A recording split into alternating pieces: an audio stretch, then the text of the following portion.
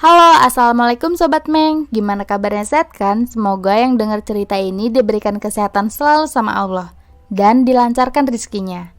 Nah, di video kali ini aku akan melanjutkan cerita yang kemarin yang berjudul Hutang Nyawa Dibayar Nyawa. Mau tahu kelanjutannya seperti apa? Dengerin terus ya.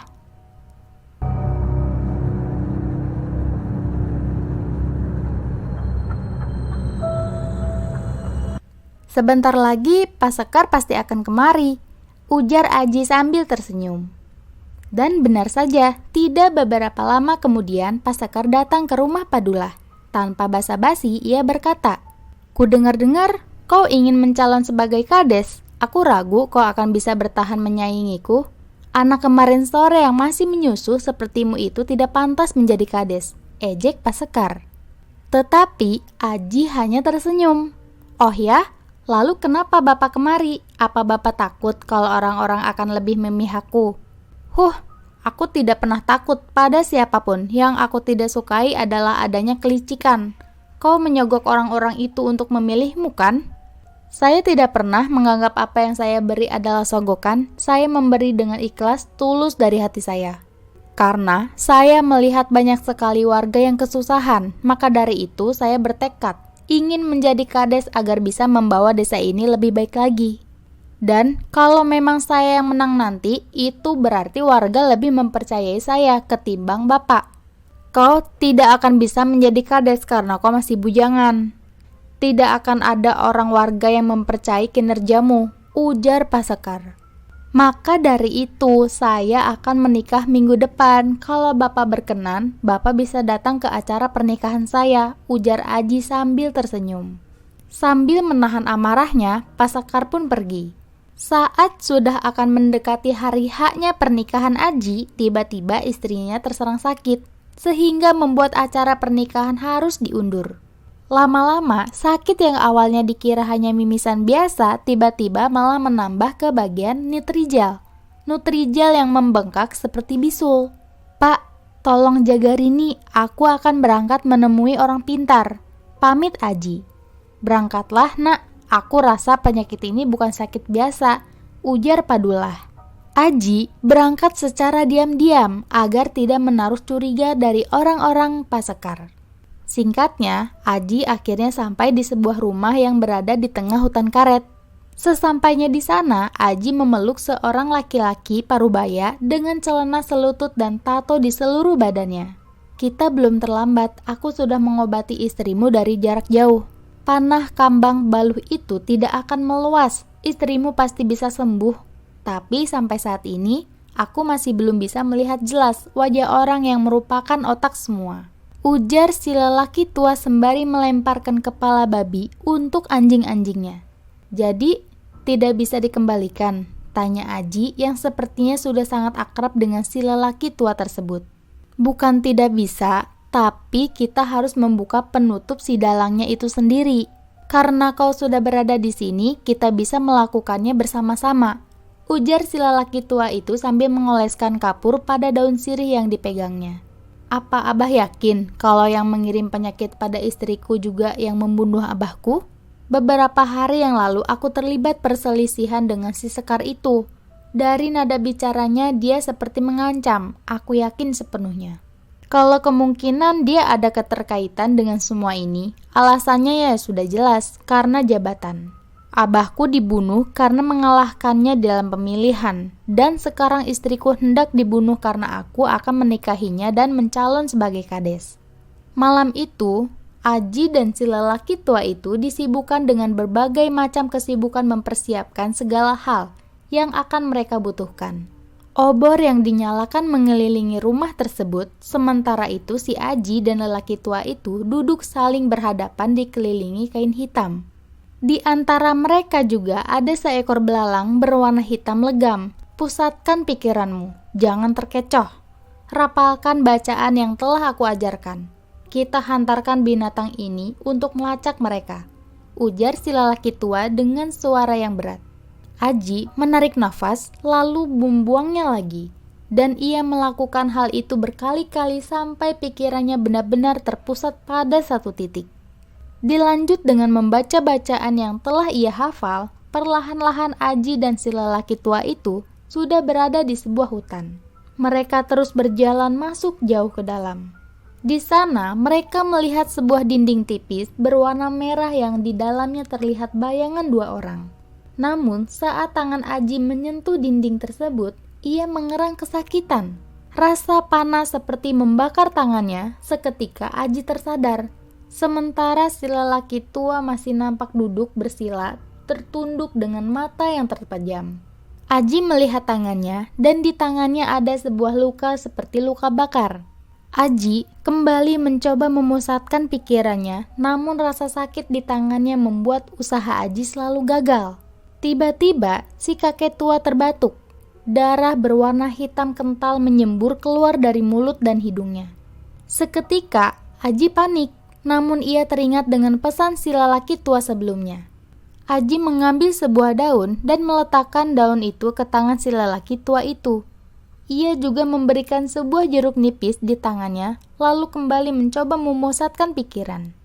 Namun, lagi-lagi Aji tersadar. Ia tidak berhasil kembali ke tempat si lelaki tua itu. Terdengar suara anjing menggonggong dari luar rumah. Babi-babi peliharaan si lelaki tua itu pun mengeluarkan suara yang sangat gaduh. Angin tiba-tiba berhembus kencang, mematikan semua obor yang berada di luar rumah. Takut kalau akan terjadi apa-apa pada si lelaki tua itu, Aji langsung berusaha menyadarkannya. Dan untuk beberapa saat kemudian si lelaki itu tersadar, meski keadaannya sudah sangat melemah. Mereka terlalu kuat, ujar si lelaki tua itu. Setelah si lelaki tua itu sadar, Aji langsung bergegas keluar dari lingkaran hitam yang melindungi mereka. Ia mengambil sebuah guci berisi abu yang sudah dicampur dengan garam dan jeruk nipis, lalu menaburkannya dan menghalangi pintu dan juga jendela. Setelah itu, ia membantu si lelaki tua untuk memulihkan luka-lukanya. Kita tidak bisa sendirian, besok aku akan meminta tolong pada saudaraku, ujarnya. Aji menghela nafas panjang. Nampak jelas sekali raut wajah penuh dendamnya. Gemertak giginya terdengar begitu jelas.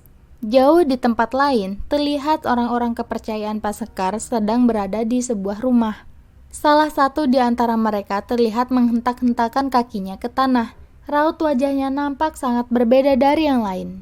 Dialah Padilah, teman masa kecil Aji. Pemuda itu pula yang telah memberikan banyak informasi tentang Pak Sekar pada Aji. Diam-diam ia berkhianat dan memihak pada Aji. "Kenapa kau, Dil?" tanya salah satu temannya. "Banyak sekali nyamuk di sini," jawab Padilah seraya menghibas-ngibaskan tangannya di depan wajah. Sudah berkilo-kilometer Aji dan si lelaki tua itu berjalan melewati jalan setapak masuk jauh ke dalam hutan, ditemani 5 ekor anjing yang gagah dan membantu membawa barang-barang mereka. Si lelaki tua nampak masih belum sehat, namun ia memaksakan diri untuk menemui saudaranya yang juga seorang dukun. Si lelaki tua begitu tulus untuk membantu Aji mencari keadilan untuk orang tuanya. Suara patiling terdengar bersaut-sautan, pertanda sang malam sudah hampir sampai ke singgasananya. Obor pun sudah dinyalakan. Seekor anjing yang berada paling depan tiba-tiba menggonggong dengan suara yang khas. Dan terjadilah saut-sautan di antara semua anjing. Dari balik pohon keluarlah seseorang, lelaki tua renta dengan pakaian yang hanya menutupi bagian kemaluan saja. Aji sempat dibuat mundur karena takut dengan lelaki tua renta tersebut. "Aku sudah menunggu kalian, rumahku sudah tidak jauh dari sini," ujarnya. "Aku senang kalau kau sudah tahu kedatangan kami," ujar si lelaki tua yang bersama Aji. Singkatnya, malam pun sudah cukup larut, dan mereka sudah berada di rumah saudara si lelaki tua. "Kau kalah dengan tikus-tikus itu, Miss." "Hahaha." Si lelaki tua yang bersama Aji itu langsung membuang muka. Baiklah, aku akan membantu kalian. Tapi apa imbalannya yang akan anak muda ini berikan kalau aku bisa mengetahui siapa dalang di balik semua ini?" "Apapun yang kau minta, aku akan berikan," jawab Aji cepat. "Meskipun aku meminta nyawamu?" Aji terdiam. Tawa keluar lagi dari mulut lelaki tua renta tersebut. Lalu, tanpa basa-basi, ia langsung menepuk punggung saudaranya hingga darah keluar dari mulutnya. Segumpal bulu ikut keluar bersama gumpalan darah. Aji tercekat melihat apa yang terjadi saat itu. "Aku heran denganmu. Mengapa bisa terluka karena ini?" ujarnya lagi.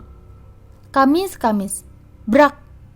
Lelaki tua yang dipanggil Kamis itu pun kembali muntah darah lagi. Lalu ia terjatuh ambruk tak sadarkan diri. "Dia tidak apa-apa, kau tak usah khawatir. Tak mungkin aku membunuh saudaraku sendiri," ucapnya.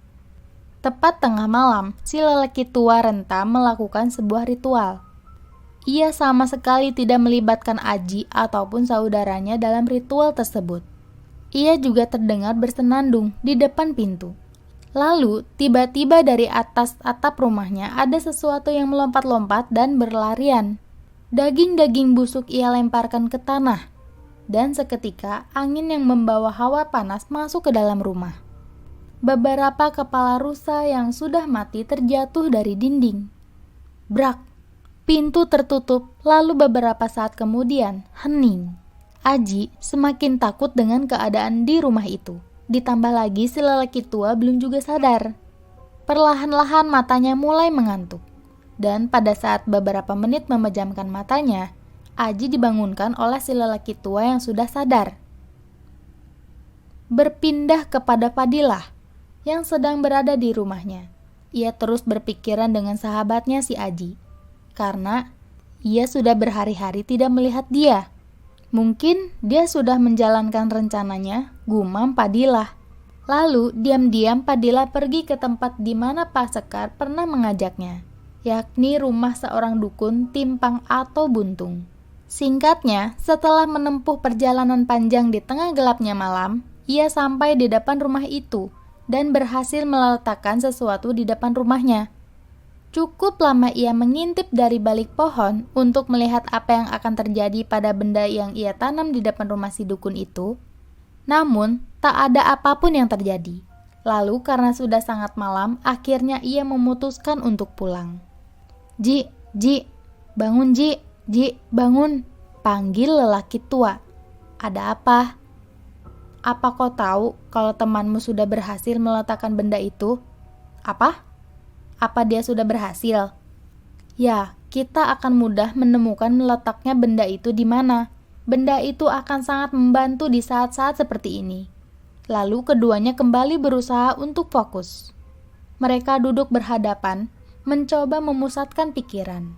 Saat pikirannya sudah terarah pada ke satu titik, Aji melihat sebuah rumah, yang tak lain adalah rumah si dukun. Mereka hendak berjalan masuk, namun dihalangi oleh saudara lelaki tua. "Dia bukan tandingan kalian, biarlah ini menjadi urusanku," ujar si lelaki renta seraya masuk ke dalam rumah tersebut. Mereka berdua menunggu di luar, mendengarkan secara seksama apa yang mereka bicarakan di dalam rumah. Tiba-tiba, perkelahian terjadi. Si lelaki renta berhasil mengiring si dukun untuk keluar dari rumahnya. Dan saat berada di luar, dengan sangat mudahnya si lelaki renta mengalahkan dukun tersebut. "Kau tak bisa berbohong padaku. Aku tahu siapa kamu. Sekarang kau tinggal pilih, mati atau ambil kembali santet yang telah kau tanam pada ibu dan istri pemuda ini." Karena terdesak, mau tak mau ia mengiyakan pilihan kedua. "Hantarkan kepada orang yang menyuruhmu. Jangan buat dia langsung mati, buatlah dia tersiksa sebagaimana abahku dulu," ujar Aji. "Kau dengar pemuda itu mengatakan apa? Lakukan seperti apa yang dia perintahkan. Kalau kau masih sayang dengan nyawamu ini," bentak si lelaki renta sebelum melepaskan si dukun. "Pulanglah, biar aku yang akan pastikan kalau setan ini akan menuruti semua perintahmu," ujar lelaki renta. Lelaki tua yang berada di samping Aji mengangguk. "Kita pulang saja, Ji. Kau percayakan saja pada saudaraku." Lalu beberapa saat kemudian, keduanya kembali tersadar. "Besok kau sudah boleh pulang. Aku yakin ibu dan istrimu sudah sembuh." "Terima kasih, Bah. Aku tidak tahu lagi harus melakukan apa untuk membalas kebaikan abah-abah ini," ucap Aji. Aji pulang dengan penuh harapan kalau ibu dan wanita yang sudah resmi menjadi istrinya itu sudah sembuh. Dan benar saja, Saat ia tiba di rumah Padula, terlihat ibunya dan istrinya. Padula dan istrinya sedang duduk berkumpul, bercanda dan sesekali tertawa. Aji meneteskan air matanya saat melihat keluarganya sudah berkumpul, meski sekarang tidak selengkap dulu lagi. Dari kejauhan, terlihat Padilla yang berlari ke arah rumah Padula. Sesampainya di hadapan Aji, keduanya berpelukan. "Terima kasih, Dil." "Terima kasih," ucap Aji. "Sama-sama aku melakukannya bukan hanya untuk kamu, tapi untuk kita semua, untuk desa ini," balas Padilla. "Oh iya, kau tahu gak, Pak Sekar sakit parah. Sakitnya sama persis dengan sakitnya almarhum Abah Muji." Aji menghela nafas. Manusia seperti itu memang pantas menerimanya. Nyawa harus dibayar dengan nyawa. Dia berhutang atas nyawa abahku, dan sekarang aku menagihnya. Akhirnya Aji menjadi kepala desa yang sangat disegani. Meski muda, orang-orang tetap menghormatinya. Karena kecerdasan dan kehebatannya dalam membangun desa, sekarang desa itu sudah berhasil menjadi sebuah kecamatan. Dan ceritanya pun selesai. Gimana guys, ceritanya serem gak? Kalau kalian suka video ini jangan lupa di like ya. Sampai jumpa di video selanjutnya.